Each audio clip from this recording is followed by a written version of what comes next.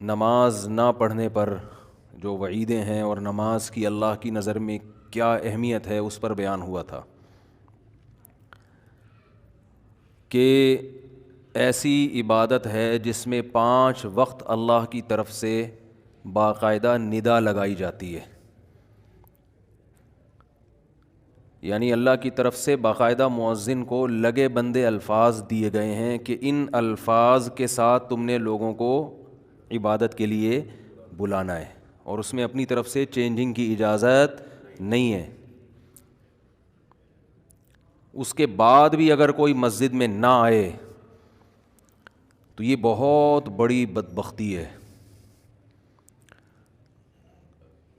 تو اذان اللہ کو بہت پسند ہے۔ جو چیز آپ کو بہت زیادہ پسند ہوتی ہے وہ آپ کے دشمن کو بہت زیادہ ناپسند ہوتی ہے، ایسا ہی ہے نا بھائی؟ آپ جس چیز کو دیکھ کے بہت خوش ہوتے ہیں تو آپ کا دشمن اسے دیکھ کے اتنا ہی غمزدہ ہوگا۔ اسی وجہ سے حدیث میں آتا ہے، صحیح حدیث، کہ جب آذان ہوتی ہے آپ صلی اللہ علیہ وسلم نے فرمایا شیطان ایسے بھاگتا ہے، وَلَهُ زُرَات۔ زرات کہتے ہیں عربی میں کسی کی ہوا خارج ہو آواز کے ساتھ، تو ذلیل ہو جاتا ہے نا وہ لوگوں کے سامنے، حالانکہ ذلت کی بات نہیں ہے، وہ تو کسی کے ساتھ بھی ہو سکتا ہے، لیکن اس کو شرمندگی سمجھی جاتی ہے۔ تو حدیث میں آتا ہے شیطان کی ایسی کنڈیشن ہوتی ہے کہ وہ آواز کے ساتھ ہوا خارج کرتے ہوئے بھاگتا ہے، اتنا ذلیل ہو جاتا ہے، اتنا غصہ آتا ہے اس کو، کیونکہ شیطان نہ کوشش کر رہا ہے کہ لوگ خدا کا انکار کریں، ماڈرنزم کے نام پہ مذہب کا انکار کریں، یعنی شیطان کو اتنی توہین اپنی کیوں محسوس ہوتی ہے کہ وہ ہوا خارج کرتے ہوئے بھاگتا ہے ٹھیک ہے نا، آواز کے ساتھ۔ تو نبی صلی اللہ علیہ وسلم نے فرمایا کہ جب آذان ہوتی ہے تو شیطان کو اتنی تکلیف ہوتی ہے کہ وہ ہوا خارج کرتے ہوئے بھاگتا ہے وہ، اور وَلَهُ زُرَات، باقاعدہ اس میں وہ سائلنٹ پہ نہیں ہوتا شیطان، اس وقت پروفائل پہ ہوتا ہے ٹھیک ہے نا، ایسے بھاگتا ہے وہ، اتنی تکلیف ہوتی ہے۔ تو میں یہ ڈیفائن کر رہا تھا کہ کیوں اتنی تکلیف، اس کو پتا ہے پبلک نے تو آنا نہیں نماز پڑھنے، تو پھر آج کل اتنی تکلیف اس کو کیوں ہو رہی ہے؟ بھائی 4 آدمی آئیں گے، 4000 گھر میں بیٹھے رہیں گے، تو پھر بھی تکلیف اتنی ہو کیوں نہیں ہے؟ اصل میں ہو اس لیے رہی ہے کہ شیطان نے ہر لحاظ سے اپنا جال پھیلایا، زینت بنایا اس دنیا کو کہ یار یہ دنیا ہی سب کچھ ہے، موت کے بعد زندگی نہیں ہے، جس کے پاس پیسہ ہے، جس کے پاس گاڑی ہے، بس وہ کامیاب ہے، صحت اچھی ہونی چاہیے، یہ ہو وہ ہو، اور لبرلزم کو شیطان کیا کر رہا ہے؟ طبیعت سے پھیلا رہا ہے۔ تو اس کے مطابق تو کوئی اللہ کا نام لینے والا ہونا ہی نہیں چاہیے، 4 دیواری میں بھی نہ لے، لیکن پوری دنیا میں 5 ٹائم شیطان کا منہ چڑھانے کے لیے جو ہے نا فضاؤں میں اتنی زور سے اللہ اکبر کی صدائیں گونجتی ہے، اس پہ بھی اگر شیطان کو تکلیف نہ ہو تو پھر بتاؤ کس بات پہ ہوگی؟ اس لیے حدیث میں آتا ہے تھوڑی تکلیف نہیں ہوتی ہے، ایسے ہوتی ہے کہ ذلیل ہو جاتا ہے، وہ ایسے ہوا خارج کرتے ہوئے بھاگتا ہے، بدبو کے ساتھ، آواز کے ساتھ ایسے بھاگ رہا ہوتا ہے۔ یہ ایک تشبیہ ہے نا، ہمیں کیا پتا شیطان کو، اب یہ تو ہمیں سمجھانے کے لیے ہے نا، اس پہ کوئی ایسا نہ ہو کہ یار شیطان کیا کھاتا ہے جو اس کے ہوائیں بھی خارج ہوتی ہیں، اور جنات تو آگ سے بنے ہوئے ہیں، تو وہ ایک ہمیں ہماری زبان میں سمجھایا جائے گا نا، تو ہمیں ہمارے محاوروں میں ہماری زبان میں سمجھایا جائے گا، تو جو ہوتی ہوگی شیطان کی ہمیں کیا پتا، شیطان سے ملاقات ہوگی تو پوچھ لیں گے بھائی، شیطان کہے گا اذان کروا کے دیکھ لو تو خود ہی پتہ چل جائے گا۔ تو اتنی تکلیف ہوتی ہے کہ میں اسلام کو ختم کرنے کے لیے کتنا دنیا میں کوشش میں لگا ہوا ہوں، اور مسلمانوں کی خلافتیں ختم کروا دی میں نے، آپس میں لڑوا دیا، دیوبندی بریلوی اہل حدیث، اور ان بحثوں میں الجھا دیا، اور پتہ نہیں کیا کیا کروا دیا، لیکن پھر بھی سورج طلوع ہونے سے پہلے اذانوں کی آوازیں پوری دنیا میں، کسی کا باپ بھی ان کو نہیں روک سکا۔ اور کتنا مشکل کام ہے، اب تو لاؤڈ اسپیکر آ گئے، اب تو بند کمروں میں، جب یہ لاؤڈ اسپیکر نہیں تھا مؤذن مینار کی چھت پہ کھڑا ہو کر اذان دیتا تھا۔ کتنی ہوتی ہیں؟ یا تو ہوتا نا 25 لاکھ روپے یا 1.5 لاکھ روپے اس کو مل رہے ہوتے مؤذن کو، تو ہم کہتے چلو یار پیسوں کے لیے اتنی تھوڑی تھوڑی تنخواہوں میں صبح اٹھ کے مینار پہ چڑھتے تھے۔ وہ میں اکثر ایک واقعہ سناتا ہوں، آج بھی سنا دیتا ہوں۔ حضرت مفتی تقی عثمانی صاحب دامت برکاتہم سے یہ واقعہ میں نے براہ راست سنا ہے کہ ایک آدمی پچھلی زمانے میں نا صدیوں پہلے کسی نے جھوٹی نبوت کا دعویٰ کیا، تو آپ کو پتہ ہے ہر جھوٹے کے ساتھ 8-10 چمچے مل جاتے ہیں، تو اس کے ساتھ ایک چمچہ ہو گیا۔ تو جھوٹی نبوت کا دعویٰ کیا، اور پھر یہ لوگ سفر کر کے کہیں جا رہے تھے، تو کوئی ایسے سردیوں کا علاقہ تھا، ایسے ٹھنڈے جگہ پہ پہنچے جہاں بہت برفانی ٹھنڈ اور ہوا کے جھونکے، جس میں سردیوں میں ہوائیں جن علاقوں میں چلتی ہیں بہت کڑاکے دار سردی ہوتی ہے. تو اس جھوٹی نبوت کے دعوے دار کو نا اذان کی آواز آئی، اور اس اذان میں مؤذن کے الفاظ تھے اشہد ان محمد الرسول اللہ، میں گواہی دیتا ہوں کہ محمد اللہ کے رسول ہیں صلی اللہ علیہ وسلم. تو اس نے کہا کہ یار یہ آواز کہاں سے آ رہی ہے، اپنے چیلے سے کہا. اس نے کہا اپنے جو بھی مرشد اس کا، جو بھی پیر کذاب، اس سے کہا وہ دیکھ مینار پہ مؤذن چڑھا ہوا ہے، اندھیرے میں اتنی سخت سرد ہواؤں میں وہاں چڑھا ہوا ہے، اور کیا کہہ رہے ہیں اشہد ان محمد الرسول اللہ. اس وقت جب سب سو رہے ہیں، اس نے کہا یار ہم نے جو نبوت کا دعویٰ کیا نا واپس لے لیتے ہیں ٹھیک ہے نا، ہم نے جو دعویٰ کیا نا نبوت کا، بہتر ہے کہ ہم اس سے کیا کر لیں، رجوع کر لیں. کیونکہ یہ پروٹوکول کسی سچے نبی کو تو مل سکتا ہے کہ رات کے آخری حصے میں عرب سے اتنا دور اندھیرے میں اٹھ کے سردیوں میں ایک آدمی کھڑے ہو کر محمد صلی اللہ علیہ وسلم کی نبوت کی شہادت دے رہا ہے. تو یہ عزت اور مقام کسی سچے نبی کو مل سکتا ہے، ہماری دکان چلنے والی نہیں ہے. عقل مند تھا، رجوع کر لیا اس نے. اور یہ رجوع الحمدللہ آج بھی سعودی عرب میں لوگ کر لیتے ہیں. پاکستان میں ایک شخص نے امام مہدی کا دعویٰ کیا، تو یہاں تو آپ کو پتہ ہے امام مہدی کا بھی دعویٰ چلتا ہے، نبوت کے بھی چل جاتے ہیں، کچھ بھی چلاؤ کچھ لوگ اکٹھے ہو جائیں گے آپ کے گرد. تو وہ جب سعودی عرب گیا نا وہ، تو حکومت سعودیہ کو پتہ چل گیا، حکومت سعودیہ نے گردن اڑانے کا حکم دیا اس کا نا، وہاں تو فوراً پکڑائی میں آؤ تو ہمارے حضرت یہ واقعہ سنایا کرتے تھے، بہت پرانا واقعہ ہے. تو کسی طرح وہ بھاگ کر آ گیا. تو اب لوگ اس کے پاس جا رہے ہیں، سنا آپ امام مہدی ہیں، کہہ رہے ہیں میں نے رجوع کر لیا ہے. حالانکہ امام مہدی سے تھوڑی رجوع ہوتا ہے، تو مسئلے سے تو رجوع ہوتا ہے، لیکن اس نے کہا الحمدللہ ہم نے کیا کر لیا ہے، رجوع کر لیا. تو ہمارے حضرت اس بارے میں بڑی تعریف کرتے تھے اس معاملے میں کہ وہاں آپ کو وہاں اس طرح کی دکانیں نظر نہیں آئیں گی، جادوگر بھی نہیں نظر آئیں گے آپ کو سعودی عرب میں.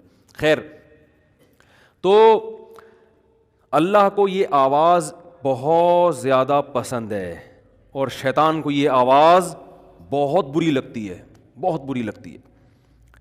تو یہ کیوں پسند ہے؟ اس لیے کہ یہ اللہ کی کبریائی کو 5 وقت بیان، 5 وقت اللہ کی کبریائی بیان ہوتی ہے.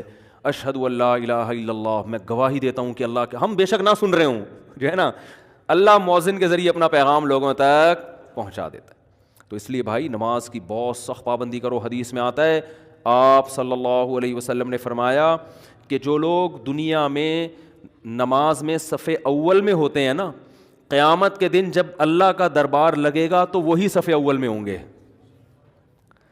دیکھو میں تو نالائق سا آدمی ہوں، ٹوٹی پھوٹی شہرت مل گئی، ٹوٹی پھوٹی. تو کوئی عقیدت مند ملنے کے لیے آتا ہے نا دور سے، تو میں دیکھتا ہوں اس کے چہرے پر ایسے خوشی کے آثار، یار جیسے عقیدت میں مرا جا رہا ہے، اور ایسا مل کے خوش ہو رہا ہے. جو کوئی دور دراز سے آئے بیچارہ، تو وہ بڑا خوش ہو رہا ہوتا ہے کہ یار حضرت سے ملاقات ہو گئی. اور جو عقیدت مند لوگ ہیں، ایسے بھی ہیں جو کہہ رہے ہیں پتہ نہیں کیوں ہو گئی ملاقات ان سے، ان کو شادیوں کے علاوہ آتا کیا ہے. تو ہر طرح کی چیز چل رہی ہے مارکیٹ میں.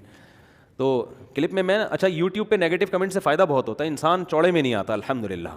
اپنی اصلاح کے لیے کسی پیر و مرشد کو رکھنے کی ضرورت نہیں ہوتی. ایک کمنٹ ہوگا بڑا پازیٹیو، ابے یہ مفتی صاحب کے بیانات نے میری زندگی بدل، یہ آدمی کہیں مجھے مل جائے میں اس کا ماتھا چوموں گا. آدمی چوڑے میں آنے لگتا ہے نا یار ہم تو بڑے فنڈ. اگلا کمنٹ ہوگا، آدمی کہتے کانوں کو ہاتھ لگاؤ یار. تو میں اکثر کمنٹ پڑھتا ضرور ہوں، شاید سرسری پڑھوں لیکن میں پڑھتا ضرور ہوں. اس سے انسان کو اپنی اوقات پتہ چلتی رہتی ہے. ایسے بھی کمنٹ آ رہے ہوتے ہیں، تو لوگ ہیں کچھ بھی تو میں سوچتا ہوں کہ ہم جیسے نالائق لوگوں سے جب کوئی ملتا ہے ایسے عقیدت میں اتنا خوش، جب اللہ کا دربار لگے گا اور اللہ سے ملاقات ہوگی اور اللہ کی محفل ہوگی، تو جو اگلی صف میں ہوں گے ان کی خوشی کا عالم کیا ہوگا. تو اللہ کہے گا، کیونکہ وہ تو عمل کا بدلہ ہے نا، اللہ کہے گا جو آخری صف میں ہوتے تھے وہ وہاں بیٹھے جا کے، ٹھیک ہے نا. وہ کیونکہ جب جنہوں نے مجھے دنیا میں دیکھا نہیں تھا نا، اور میری دعوت پر پہلے مسجد میں آ کے بیٹھ جایا کرتے تھے، حالانکہ انہوں نے مجھے دیکھا نہیں تھا، تو آج جب تم لوگوں نے دیکھ لیا، مجھے یقین آ گیا، تو آج ان کو میں پروٹوکول دوں گا جو آخری صف میں ہوں گے وہ آخر میں. اور جب لوگ اللہ کے سامنے سجدہ کریں گے، اللہ جب اپنی تجلی ظاہر کرے گا، تو جو نماز پڑھنے نہیں آتے، قرآن کیا کہہ رہے ہیں، ان کو میں محروم کر دوں گا. اور ان کو پھر میں بتاؤں گا کہ میری طرف سے جب ندا لگائی جاتی تھی نا، حی علی الصلاۃ، آؤ نماز کی طرف، تم سمجھتے تھے مؤذن بلا رہا ہے، مؤذن تھوڑی ہو، تو میں بلا رہا ہوتا تھا. تو میری طرف سے جب ندا لگائی جاتی تھی تم صحیح سالم ہوتے تھے, گھر میں پڑے رہتے تھے, تو آج بھی تمہیں میری زیارت کی اجازت نہیں ہے, کیونکہ وہ تو عمل کا بدلہ ہے بھائی. دنیا میں تو سب کے لیے حکم برابر ہے, آخرت میں تھوڑی ہوگا. اگر آخرت میں اللہ بے نمازی ہو گئے تم آگے آ جاؤ تو نمازیوں کو تکلیف ہوگی کہ نہیں ہوگی؟ اللہ آج تو سب نے دیکھ لیا. اور حدیث میں آتا ہے اللہ کا دیدار اتنا لذیذ ہوگا, اتنا اس میں لذت ہوگی کہ جنت کی ہر نعمت کو بھول جائیں گے لوگ. ابھی ہم نے دیکھا نہیں ہے نا, اس لیے ہماری سمجھ میں نہیں آ رہا. امام شافعی رحمہ اللہ تعالیٰ فرماتے ہیں کہ اگر نافرمان کو صرف یہ عذاب دیا جاتا نا کہ جس دن اللہ کی زیارت ہوگی وہ اس زیارت سے محروم ہوں گے, تو فرماتے ہیں کہ جہنم کا عذاب نہ بھی ہوتا تو یہ عذاب کافی تھا ان کے لیے. کیونکہ امام شافعی تو کے دل میں تو اللہ کی معرفت تھی نا, وہ تو جانتے تھے کیا ہوگا. کہتے ہیں یہی عذاب بہت بڑا ہے کہ انہم عن ربہم یومئذ لمحجوبون, کہ یہ لوگ اس دن اللہ کی زیارت سے محروم ہو جائیں گے. تو قیامت کے دن جب اللہ کا دربار لگے گا یا جنت میں بھی اللہ کی زیارت ہوا کرے گی, تو آپ نے فرمایا کہ اللہ کے قریب ترین وہ لوگ ہوں گے جو دنیا میں اللہ کے قریب ہوا کرتے تھے. تو اس لیے نماز میں بھائی بہت اہتمام. آپ صلی اللہ علیہ وسلم نے کیا فرمایا, 7 آدمی قیامت کے دن اللہ کے عرش کے سائے میں ہوں گے, مشہور حدیث ہے. ان میں ایک وہ امام عادل, جو بادشاہ بن کے حاکم بن کے عدل کرے, انصاف, لوگوں پہ ظلم نہ کرے, کیونکہ بڑا مشکل کام ہے. آپ کے پاس اختیارات آ گئے مگر آپ تمیز سے چل رہے ہیں. وہ ابھی تو سبھی تمیز سے ہیں نا, کہ ہے نہیں اختیار نا. جب آپ وزیر اعظم بن جاؤ گے پھر آپ سے پوچھیں گے کہ اب شرافت سے چل کے دکھاؤ. تو آپ نے فرمایا جو امام عادل وشاب نشا فی عبادت اللہ عز وجل, وہ نوجوان جو جوانی میں اللہ کی عبادت کرے. جوانی میں مشکل کام ہے, جوانی میں گناہ سے بچنا مشکل, جوانی میں صدقہ خیرات کرنا مشکل, کیونکہ جوانی میں انسان کیا کرتا ہے, روکتا ہے کہ ابھی میں پیسے بناؤں گا. آذان کیا ہے, اللہ کی طرف سے ندا ہے. اللہ کو جتنی محبوب شیطان کو اس سے اتنی ہی زیادہ نفرت ہے. اور یہ اللہ کو کیوں محبوب ہے, یہ اللہ کی عبادت کے لیے, بلانے کے لیے. تو اس سے پتہ چلتا ہے اللہ کو اصل میں نماز محبوب ہے, جس کی وجہ سے نماز کی دعوت محبوب. اور نبی نے فرمایا جو صف اول میں ہوگا تو قیامت کے دن بھی وہی. تو میں وہ حدیث سنا رہا تھا نا کہ 7 لوگ عرش کے سائے میں ہوں گے, ان میں ایک وہ بھی ہوگا رجل قلبہ معلق بالمساجد, جس کا دل مسجد میں اٹکا ہوا ہو. یہ نہیں فرمایا جو ہر وقت مسجد میں رہتا ہو, اس لیے کہ اس میں تو آپ ساری دنیا کے کام چھوڑ دو گے نا, پڑھائی بھی چھوڑنی پڑے گی. ایسا نہیں ہے, یہ تو رہبانیت ہے, اس سے اسلام میں منع کیا گیا. دنیا کے سارے شعبے مسلمانوں نے ہی سنبھالنے ہیں, نہیں سنبھال رہے تو وہ اسلام کا قصور نہیں, وہ مسلمانوں کا قصور ہے. اصل میں تو اسلام مسلمانوں کی ذمہ داری تھی کہ ہر شعبے میں آگے بڑھیں. وہ مکھنچو بن کے زندگی گزار رہے ہیں تو وہ ان کا قصور ہے. تو یہ نہیں کہا کہ ہر وقت مسجد میں رہو, نہ کام سارے سنبھالنے ہیں. دل کہاں اٹکے گا, مسجد میں, کہ یار نماز کا ٹائم ہونے والا ہے, دوڑنا ہے. تو یہ جس کو فضیلت حاصل ہو گئی نا, تو قیامت کے دن اسی کی فضیلت ہے. اور یاد رکھو, ایک نماز کو پکڑ لو باقی ساری کنٹرول میں آ جائیں گی. فجر پکڑ لو, جس نے فجر تمیز سے ٹائم پہ پڑھ لی نا, باقی نمازیں انشاءاللہ وہ پڑھے گا. سب سے مشکل نماز فجر کی.